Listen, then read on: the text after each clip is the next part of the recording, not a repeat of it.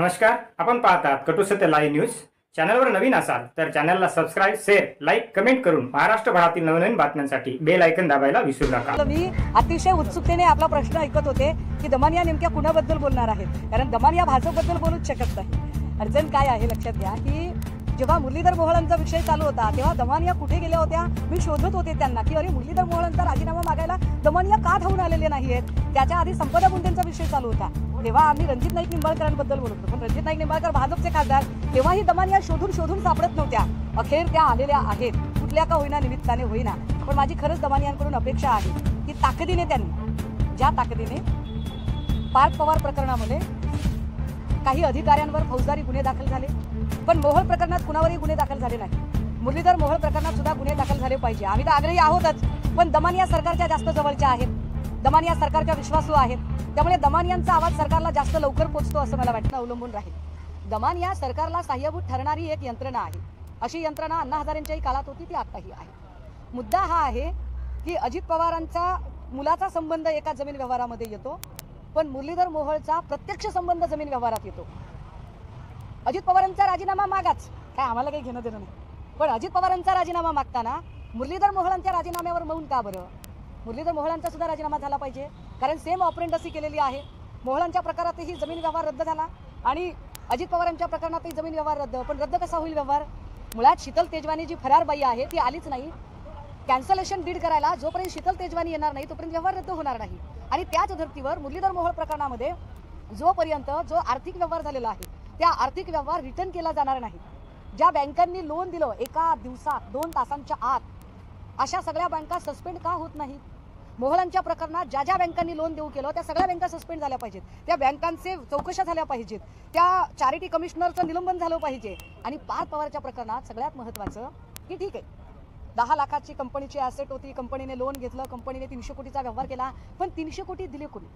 कारण माझा या गोष्टीवर विश्वास आहे की वडील म्हणून दादांना काहीच माहित नाहीये त्याच्यातलं, दादा इनोसंट आहे, दादांना माहितीच नाही। बऱ्याच वडिलांना माहित नसतं आपली मुलं काय करतात ते, त्यामुळे त्यांना माहित नाहीये, पण जिल्ह्याच्या पालकमंत्र्यांना माहित नाही, हे कसं शक्य आहे?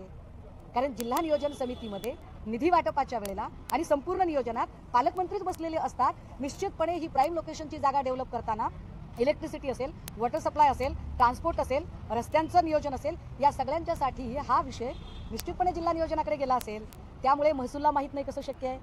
300 कोटीच्या व्यवहारावरचा 21 कोटीचा, खरं तर 1800 कोटीवर अजून जास्त होतो, पण 300 कोटीवरचा 21 कोटीचा जो काही स्टॅम्प आहे, हा स्टॅम्प हा एका साध्या दुय्यम निबंधकाने माफ करणे शक्य नाही।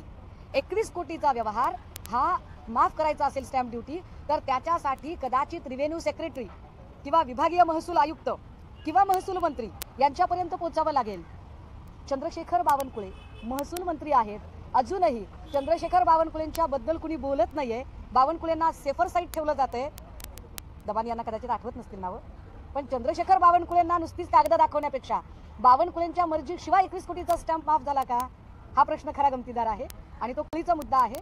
त्यामुळे चंद्रशेखर बावनकुळेंच्या सहित रिव्हेन्यूचे जे आयुक्त आहेत, ज्यांच्याकडे एका ठराविक मर्यादेच्या पलीकडची स्टॅम्प ड्युटी माफ करण्याची क्षमता किंवा तो अधिकार कक्षेत येणारा विषय आहे, त्यांच्या सुद्धा चौकशा लागल्या पाहिजे।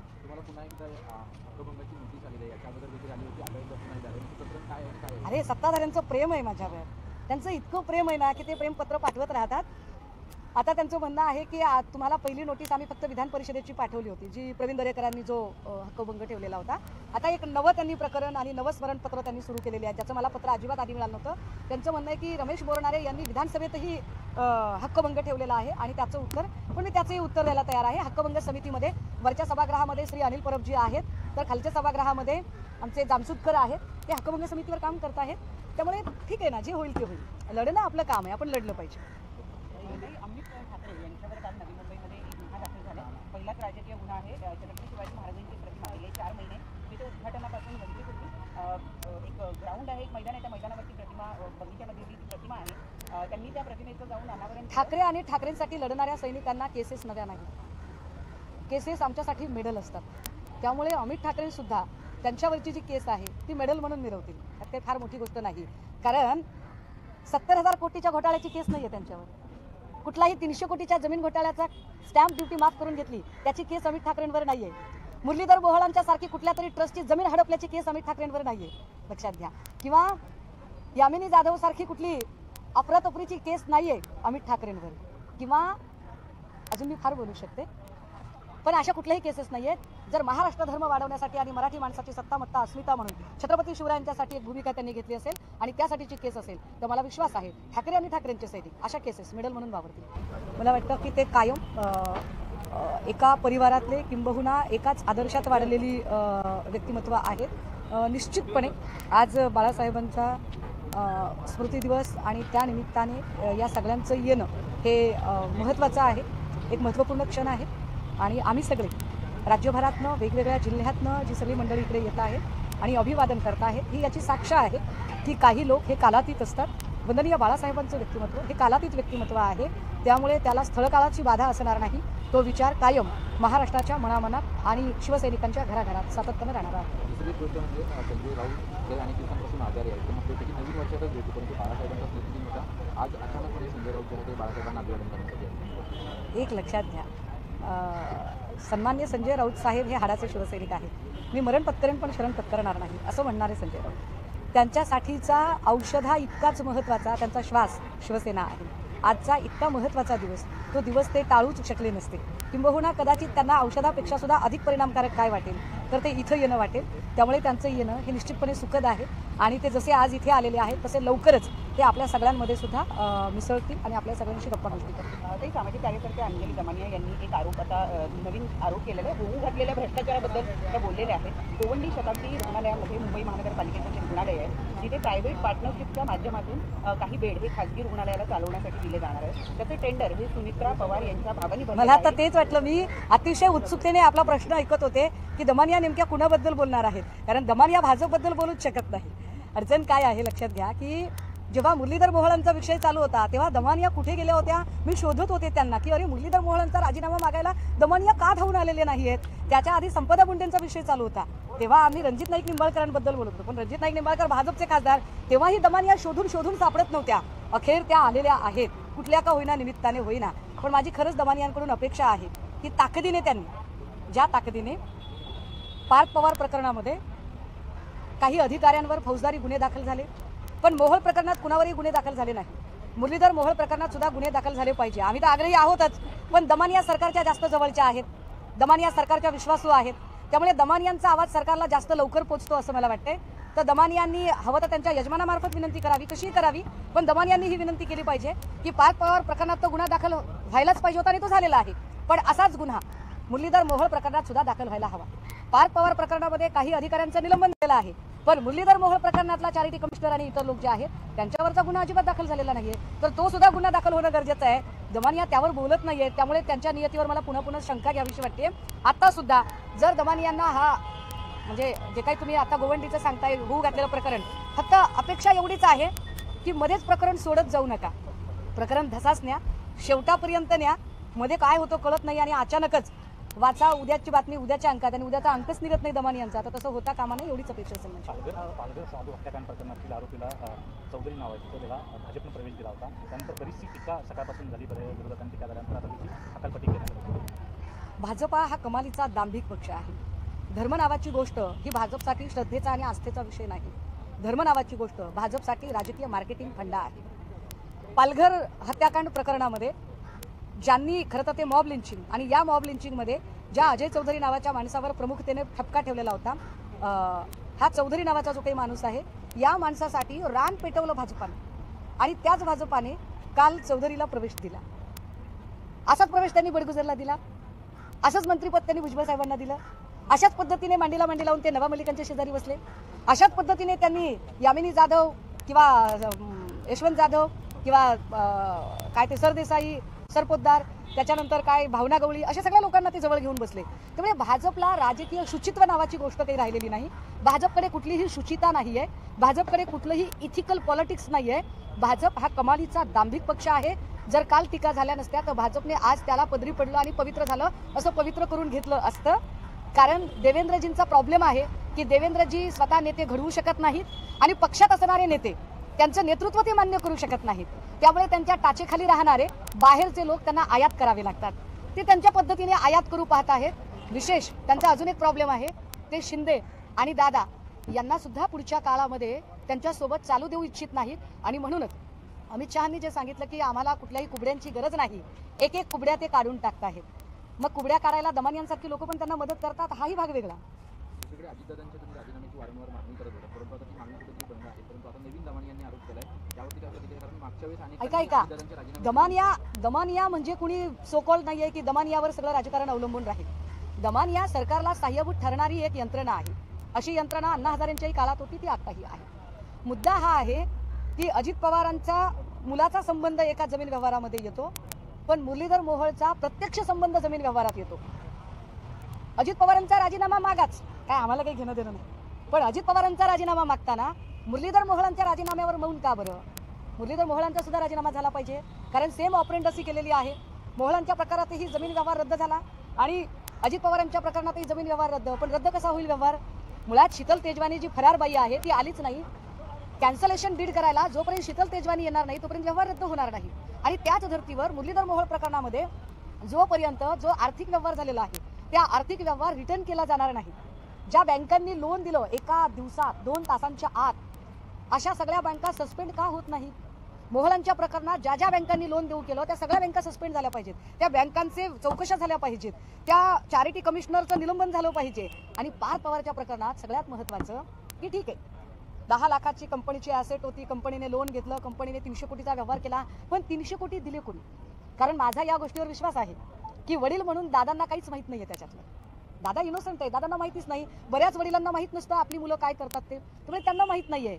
पण जिल्ह्याच्या पालकमंत्र्यांना माहीत नाही, हे कसं शक्य आहे? कारण जिल्हा नियोजन समितीमध्ये निधी वाटपाच्या वेळेला आणि संपूर्ण नियोजनात पालकमंत्रीच बसलेले असतात. निश्चितपणे ही प्राईम लोकेशनची जागा डेव्हलप करताना इलेक्ट्रिसिटी असेल, वॉटर सप्लाय असेल, ट्रान्सपोर्ट असेल, रस्त्यांचं नियोजन असेल, या सगळ्यांच्यासाठी हा विषय निश्चितपणे जिल्हा नियोजनाकडे गेला असेल. त्यामुळे महसूलला माहीत नाही कसं शक्य आहे? 300 कोटीच्या व्यवहारावरचा 21 कोटीचा, खरं तर 1800 कोटीवर अजून जास्त होतो, पण 300 कोटीवरचा 21 कोटीचा जो काही स्टॅम्प आहे, हा स्टॅम्प हा एका साध्या दुय्यम निबंधकाने माफ करणे शक्य नाही.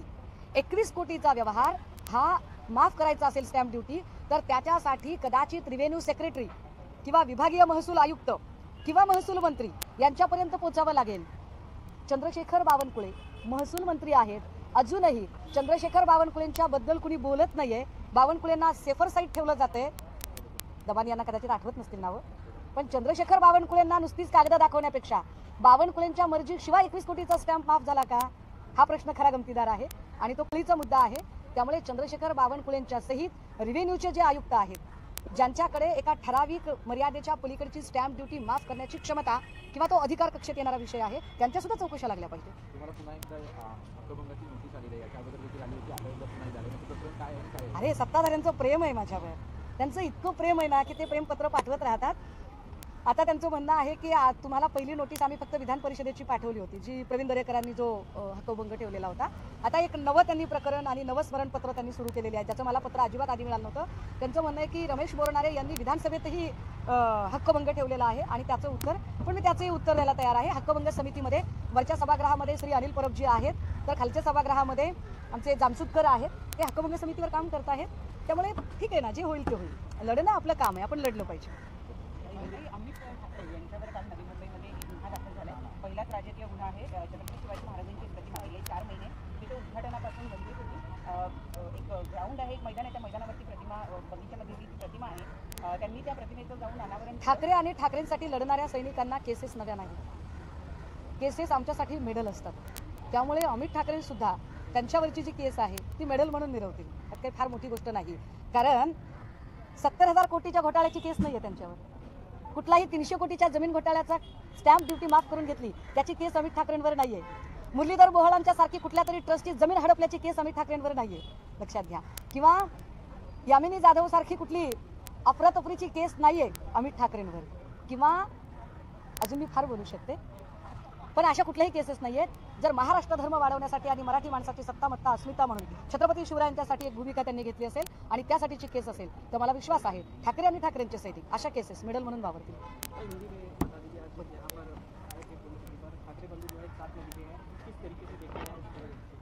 आज का दिन समूचे मातोश्री ठाकरे परिवार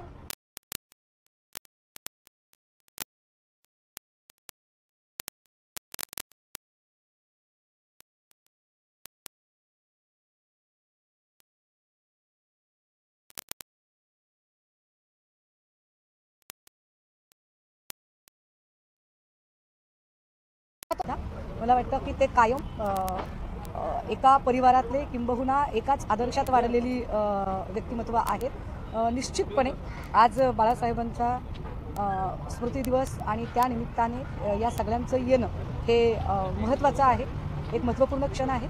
आणि आम्ही सगळे राज्यभरातनं वेगवेगळ्या जिल्ह्यातनं जी सगळी मंडळी इकडे येत आहेत आणि अभिवादन करत आहेत, ही याची साक्ष आहे की काही लोक हे कालातीत असतात. वंदनीय बाळासाहेबांचं व्यक्तिमत्व हे कालातीत व्यक्तिमत्व आहे, त्यामुळे त्याला स्थळकाळाची बाधा असणार नाही. तो विचार कायम महाराष्ट्राच्या मनामनात आणि शिवसैनिकांच्या घराघरात सातत्यानं राहणार आहे. दुसरी गोष्ट म्हणजे संजय राऊत गेल्या अनेक दिवसांपासून आजारी आहे. ते म्हणते की नवीन वर्षातच भेटू, परंतु बाळासाहेबांचा स्मृतिदिन होता. आज अचानकपणे संजय राऊत जे आहे ते बाळासाहेबांना अभिवादन करण्यासाठी. एक लक्षात घ्या, सन्मान्य संजय राऊत साहेब हे हाडाचे शिवसैनिक आहेत. मी मरण पत्करेन पण शरण पत्करणार नाही असं म्हणणारे संजय राऊत.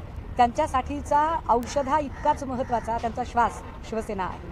आजचा इतका महत्त्वाचा दिवस, तो दिवस ते टाळूच शकले नसते. किंबहुना कदाचित त्यांना औषधापेक्षा सुद्धा अधिक परिणामकारक काय वाटेल तर ते इथं येणं वाटेल. त्यामुळे त्यांचं येणं हे निश्चितपणे सुखद आहे आणि ते जसे आज इथे आलेले आहेत तसे लवकरच ते आपल्या सगळ्यांमध्ये सुद्धा मिसळतील आणि आपल्या सगळ्यांशी गप्पा गोष्टी करतील. ते सामाजिक कार्यकर्ते अंजली दमानिया यांनी एक आरोप आता नवीन आरोप केलेला आहे. होऊ घातलेल्या भ्रष्टाचाराबद्दल त्या बोललेल्या आहेत. गोवंडी शताब्दी रुग्णालयामध्ये मुंबई महानगरपालिकेचं जे रुग्णालय आहे जिथे प्रायव्हेट पार्टनरशिपच्या माध्यमातून काही बेड हे खाजगी रुग्णालयाला चालवण्यासाठी दिले जाणार आहे. त्याचं टेंडर हे सुमित्रा पवार यांच्या भावानी मला आता तेच वाटलं. मी अतिशय उत्सुकतेने आपला प्रश्न ऐकत होते की दमानिया नेमक्या कुणाबद्दल बोलणार आहेत, कारण दमानिया भाजपबद्दल बोलूच शकत नाही. अडचण काय आहे लक्षात घ्या की जेव्हा मुरलीधर मोहोळांचा विषय चालू होता तेव्हा दमानिया कुठे गेल्या होत्या. मी शोधत होते त्यांना की अरे मुरलीधर मोहोळांचा राजीनामा मागायला दमानिया का धावून आलेले नाहीयेत. त्याच्या आधी संपदा मुंडेंचा विषय चालू होता तेव्हा आम्ही रणजित नाईक निंबाळकरांबद्दल बोलत होतो, पण रणजित नाईक निंबाळकर भाजपचे खासदार, तेव्हाही दमानिया शोधून शोधून सापडत नव्हत्या. अखेर त्या आलेल्या आहेत, कुठल्या का होईना निमित्ताने होईना. पण माझी खरंच दमानियांकडून अपेक्षा आहे की ताकदीने त्यांनी ज्या ताकदीने पार्थ पवार प्रकरणामध्ये काही अधिकाऱ्यांवर फौजदारी गुन्हे दाखल झाले, पण मोहोळ प्रकरणात कुणावरही गुन्हे दाखल झाले नाही. मुरलीधर मोहोळ प्रकरणात सुद्धा गुन्हे दाखल झाले पाहिजे. आम्ही तर आग्रही आहोतच, पण दमानिया सरकारच्या जास्त जवळच्या आहेत, दमानिया सरकारच्या विश्वासू आहेत. त्यामुळे दमानियांचा आवाज सरकारला जास्त लवकर पोहोचतो असं मला वाटतंय. तर दमानियांनी हवं तर त्यांच्या यजमानामार्फत विनंती करावी, कशीही करावी, पण दमानियांनी ही विनंती केली पाहिजे की पार्थ पवार प्रकरणात तो गुन्हा दाखल व्हायलाच पाहिजे होता आणि तो झालेला आहे. पण असाच गुन्हा मुरलीधर मोहोळ प्रकरणात सुद्धा दाखल व्हायला हवा. पार्थ पवार प्रकरणामध्ये काही अधिकाऱ्यांचं निलंबन केलं आहे, पण मुरलीधर मोहोळ प्रकरणातला चॅरिटी कमिशनर आणि इतर लोक जे आहेत त्यांच्यावरचा गुन्हा अजिबात दाखल झालेला नाहीये, तर तो सुद्धा गुन्हा दाखल होणं गरजेचं आहे. दमानिया त्यावर बोलत नाहीये, त्यामुळे त्यांच्या नियतीवर मला पुन्हा पुन्हा शंका घ्यावीशी वाटते. आता सुद्धा जर दमानियांना हा म्हणजे जे काही तुम्ही आता गोवंडीचं सांगताय होऊ घातलेलं प्रकरण, फक्त अपेक्षा एवढीच आहे की मध्येच प्रकरण सोडत जाऊ नका. प्रकरण धसाच न्या, शेवटापर्यंत न्या. मध्ये काय होतं कळत नाही आणि अचानकच वाचा उद्याची बातमी उद्याच्या अंकात आणि उद्याचा अंकच निघत नाही दमानियांचा. तर तसं होता कामा नये एवढीच अपेक्षा असेल. पालघर साधू हत्याकांड प्रकरणातील आरोपीला चौधरी नाव आहे, तो जेव्हा भाजपनं प्रवेश दिला होता त्यानंतर बरीचशी टीका सकाळपासून झाली. विरोधकांनी टीका झाल्यानंतर आता त्याची हकालपट्टी करण्यात भेटली. भाजपा हा कमालीचा दांभिक पक्ष आहे. धर्म नावाची गोष्ट ही भाजपसाठी श्रद्धेचा आणि आस्थेचा विषय नाही. धर्म नावाची गोष्ट भाजपसाठी राजकीय मार्केटिंग फंडा आहे. पालघर हत्याकांड प्रकरणामध्ये ज्यांनी खरं तर ते मॉब लिंचिंग आणि या मॉब लिंचिंगमध्ये ज्या अजय चौधरी नावाच्या माणसावर प्रमुखतेने ठपका ठेवलेला होता, हा चौधरी नावाचा जो काही माणूस आहे या माणसासाठी रान पेटवलं भाजपाने आणि त्याच भाजपाने काल चौधरीला प्रवेश दिला. असाच प्रवेश त्यांनी बडगुजरला दिला, असंच मंत्रिपद त्यांनी भुजबळ साहेबांना दिलं, अशाच पद्धतीने मांडीला मांडी लावून ते नवाब मलिकांच्या शेजारी बसले, अशाच पद्धतीने त्यांनी यामिनी जाधव किंवा यशवंत जाधव किंवा काय ते सरदेसाई सरपोतदार त्याच्यानंतर काय भावना गवळी अशा सगळ्या लोकांना ते जवळ घेऊन बसले. त्यामुळे भाजपला राजकीय शुचित्व नावाची गोष्ट काही राहिलेली नाही. भाजपकडे कुठलीही शुचिता नाही आहे, भाजपकडे कुठलंही इथिकल पॉलिटिक्स नाही आहे. भाजप हा कमालीचा दांभिक पक्ष आहे. जर काल टीका झाल्या नसत्या तर भाजपने आज त्याला पदरी पडलं आणि पवित्र झालं असं पवित्र करून घेतलं असतं. कारण देवेंद्रजींचा प्रॉब्लेम आहे की देवेंद्रजी स्वतः नेते घडवू शकत नाहीत आणि पक्षात असणारे नेते त्यांचं नेतृत्व ते मान्य करू शकत नाहीत. त्यामुळे त्यांच्या टाचेखाली राहणारे बाहेरचे लोक त्यांना आयात करावे लागतात. ते त्यांच्या पद्धतीने आयात करू पाहत आहेत. विशेष त्यांचा अजून एक प्रॉब्लेम आहे, ते शिंदे आणि दादा यांना सुद्धा पुढच्या काळामध्ये त्यांच्यासोबत चालू देऊ इच्छित नाहीत. आणि म्हणूनच अमित शहांनी जे सांगितलं की आम्हाला कुठल्याही कुबड्यांची गरज नाही, एक एक कुबड्या ते काढून टाकत आहेत. मग कुबड्या काढायला दमानियांसारखी लोक पण त्यांना मदत करतात, हाही भाग वेगळा. दुसरीकडे अजितदादांच्या तुम्ही राजीनाम्याची वारंवार मागणी करत होता, परंतु आता ती मागणी कुठेतरी बंद आहे. परंतु आता नवीन दमानी यांनी आरोप केलाय त्यावरती काय प्रतिक्रिया, कारण मागच्या वेळेस अनेक ऐका दमानिया म्हणजे कुणी सोकॉल नाहीये की दमानियावर सगळं राजकारण अवलंबून राहील. दमानिया सरकारला सहाय्यभूत ठरणारी एक यंत्रणा आहे. अशी यंत्रणा अण्णा हजारेंच्याही काळात होती, ती आताही आहे. मुद्दा हा आहे की अजित पवारांचा मुलाचा संबंध एका जमीन व्यवहारामध्ये येतो, पण मुरलीधर मोहोळचा प्रत्यक्ष संबंध जमीन व्यवहारात येतो. अजित पवारांचा राजीनामा मागाच, काय आम्हाला काही घेणं देणं नाही, पण अजित पवारांचा राजीनामा मागताना मुरलीधर मोहोळांच्या राजीनाम्यावर मौन का बरं? मुरलीधर मोहोळांचा सुद्धा राजीनामा झाला पाहिजे, कारण सेम ऑपरेंडसी केलेली आहे. मोहोळांच्या प्रकारातही जमीन व्यवहार रद्द झाला आणि अजित पवारांच्या प्रकरणातही जमीन व्यवहार रद्द. पण रद्द कसा होईल व्यवहार? मुळात शीतल तेजवानी जी फरार बाई आहे ती आलीच नाही. कॅन्सलेशन डीड करायला जोपर्यंत शीतल तेजवानी येणार नाही तोपर्यंत व्यवहार रद्द होणार नाही. आणि त्याच धर्तीवर मुरलीधर मोहोळ प्रकरणामध्ये जोपर्यंत जो आर्थिक व्यवहार झालेला आहे त्या आर्थिक व्यवहार रिटर्न केला जाणार नाही. ज्या बँकांनी लोन दिलं एका दिवसात 2 तासांच्या आत, अशा सगळ्या बँका सस्पेंड का होत नाहीत? मोहोळांच्या प्रकरणात ज्या ज्या बँकांनी लोन देऊ केलं त्या सगळ्या बँका सस्पेंड झाल्या पाहिजेत. त्या बँकांचे चौकशा झाल्या पाहिजेत. त्या चॅरिटी कमिशनरचं निलंबन झालं पाहिजे. आणि पार्थ पवारच्या प्रकरणात सगळ्यात महत्त्वाचं की ठीक आहे 10 लाखाची कंपनीची ॲसेट होती, कंपनीने लोन घेतलं, कंपनीने 300 कोटीचा व्यवहार केला, पण 300 कोटी दिले कोणी? कारण माझा या गोष्टीवर विश्वास आहे की वडील म्हणून दादांना काहीच माहीत नाहीये त्याच्यातलं. दादा इनोसंट आहे, दादांना माहितीच नाही. बऱ्याच वडिलांना माहीत नसतं आपली मुलं काय करतात ते, त्यामुळे त्यांना माहीत नाहीये. पण जिल्ह्याच्या पालकमंत्र्यांना माहीत नाही, हे कसं शक्य आहे? कारण जिल्हा नियोजन समितीमध्ये निधी वाटपाच्या वेळेला आणि संपूर्ण नियोजनात पालकमंत्रीच बसलेले असतात. निश्चितपणे ही प्राईम लोकेशनची जागा डेव्हलप करताना इलेक्ट्रिसिटी असेल, वॉटर सप्लाय असेल, ट्रान्सपोर्ट असेल, रस्त्यांचं नियोजन असेल, या सगळ्यांच्यासाठी हा विषय निश्चितपणे जिल्हा नियोजनाकडे गेला असेल. त्यामुळे महसूलला माहीत नाही कसं शक्य आहे? 300 कोटीच्या व्यवहारावरचा 21 कोटीचा, खरं तर 1800 कोटीवर अजून जास्त होतो, पण 300 कोटीवरचा 21 कोटीचा जो काही स्टॅम्प आहे, हा स्टॅम्प हा एका साध्या दुय्यम निबंधकाने माफ करणे शक्य नाही. 21 कोटीचा व्यवहार हा माफ करायचा असेल स्टॅम्प ड्युटी, तर त्याच्यासाठी कदाचित रिव्हेन्यू सेक्रेटरी किंवा विभागीय महसूल आयुक्त किंवा महसूल मंत्री यांच्यापर्यंत पोहोचावं लागेल. चंद्रशेखर बावनकुळे महसूल मंत्री आहेत, अजूनही चंद्रशेखर बावनकुळेंच्या बद्दल कुणी बोलत नाहीये. बावनकुळेंना सेफर साईड ठेवलं जाते. दमानी यांना कदाचित आठवत नसतील नावं, पण चंद्रशेखर बावनकुळेंना नुसतीच कागद दाखवण्यापेक्षा बावनकुळेंच्या मर्जीशिवाय 21 कोटीचा स्टॅम्प माफ झाला का, हा प्रश्न खरा गमतीदार आहे आणि तो कळीचा मुद्दा आहे. त्यामुळे चंद्रशेखर बावनकुळेंच्या सहित रिव्हेन्यूचे जे आयुक्त आहेत, ज्यांच्याकडे एका ठराविक मर्यादेच्या पलीकडची स्टॅम्प ड्युटी माफ करण्याची क्षमता किंवा तो अधिकार कक्षेत येणारा विषय आहे, त्यांच्या सुद्धा चौकशा लागल्या पाहिजे. तुम्हाला पुन्हा एकदा हक्कभंगाची नोटीस आलेली आहे, याच्याबद्दल देखील आली होती, आल्यावर नाही झालं, नक्की पत्र काय आहे काय? अरे सत्ताधाऱ्यांचं प्रेम आहे माझ्यावर, त्यांचं इतकं प्रेम आहे ना की ते प्रेमपत्र पाठवत राहतात.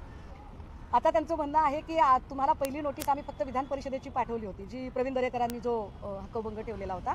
आता एक नवं त्यांनी प्रकरण आणि नवं स्मरणपत्र त्यांनी सुरू केलेले आहे, ज्याचं मला पत्र अजिबात आधी मिळालं नव्हतं. त्यांचं म्हणणं आहे की रमेश बोरणारे यांनी विधानसभेतही हक्कभंग ठेवलेला आहे आणि त्याचं उत्तर, पण मी त्याचंही उत्तर द्यायला तयार आहे. हक्कभंग समितीमध्ये वरच्या सभागृहामध्ये श्री अनिल परबजी आहेत, तर खालच्या सभागृहामध्ये आमचे दामसुतकर आहेत. ते हक्कभंग समितीवर काम करत आहेत.